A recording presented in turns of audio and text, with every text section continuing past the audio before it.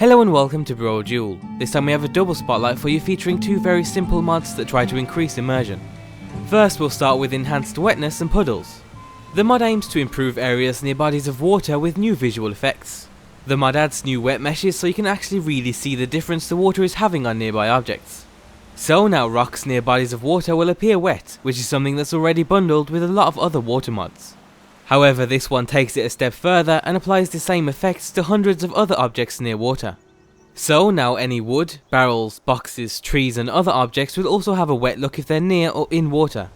The same effect is also applied to objects that would be affected by splashing or falling water, like the bridge in Markarth as you can see on screen now.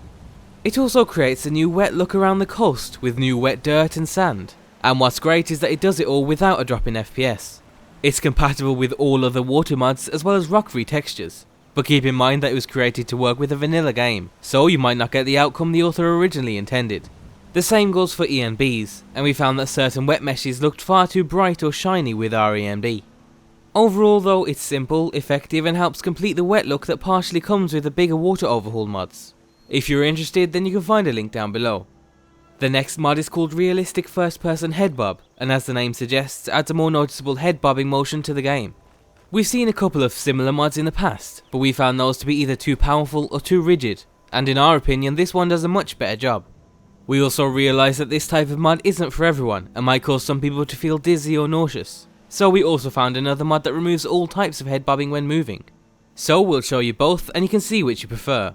So on screen now you can see the three options. On the left is the vanilla version, in the middle is the removed version, and on the right is the realistic bobbing version. As you can see, there's a very subtle bobbing motion in the vanilla version, but it's not really noticeable unless you're sprinting. Also, as you'd expect, the middle option is completely smooth when walking, running and sprinting. And the one on the far right has a more noticeable bob when running and walking, but sprinting is fairly similar to the vanilla version. Overall though, this type of mod will always come down to personal preference. We really like it though, and we think some of you will too. In the near future, the author's also going to create an even more noticeable version, so if you think it's too subtle right now, then be sure to add it to your tracking list over on the Nexus. And that's the end of today's spotlight. As always, be sure to leave endorsements on any mod you enjoy using, and thanks for watching.